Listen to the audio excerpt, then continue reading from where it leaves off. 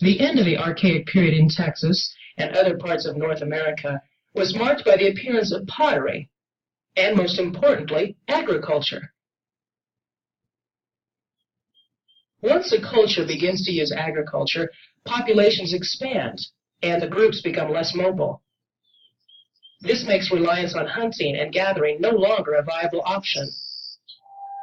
Some groups in this stage of development were located in Texas and the Southern Plains. They were part of two great agricultural traditions, one to the east of the Great Plains and the other to the west, both broadly known as woodland adaptations.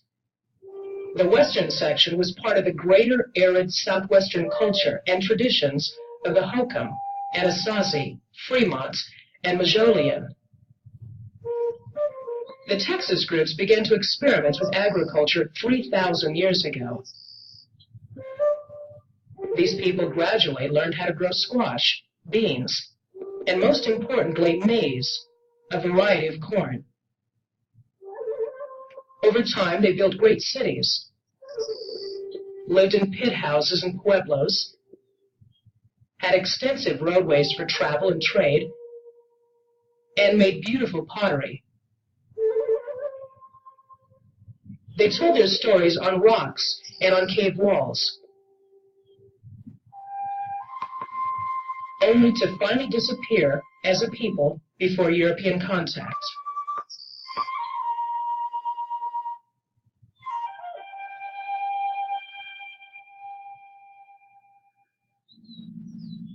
The arrival of the Europeans with their written language ushered in what we call the historic period. When the Spanish explored Texas in the 16th century, they found a tribe of Indians along the Rio Grande, the hottest and driest part of the state, which the Mojolian once occupied.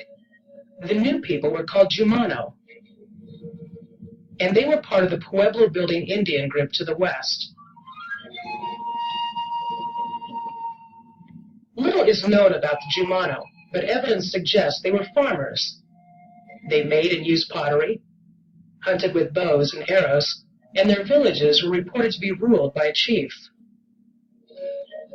Today, the Pueblo building tradition is carried on by a tribe of Indians called the Tigua, who have a small reservation in El Paso. In 1682, the Tigua fled from their homes in central New Mexico to their present location. They are the oldest ethnic group in Texas. They were converted to the Catholic religion by Spanish missionary priests. Today, much of their life is centered around their church and their cultural center. In the 19th century, this was a revered Tigua woman.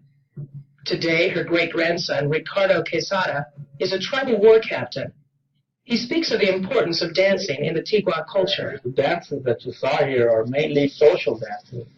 Social dances were basically done after harvest, usually a way to getting the whole Pueblo together to unite the people after a hard day's work. When I was growing up, a lot of the elders used to tell me, son, you got to learn the songs, you got to learn the dances. So our way won't be lost. Our history won't be lost. We're persistent Indians. We don't give up very easy, especially our elders. Like many other tribes, the Tigua have a gambling casino. With our programs, we subsidize a lot of programs. Through the gaming, people think that, wow, they have a casino, they must be rich. No, it's nothing like that. It's just basically to help out our own people.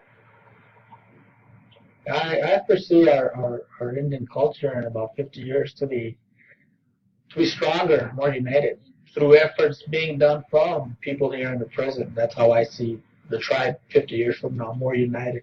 I'd like to see it more united, more strong.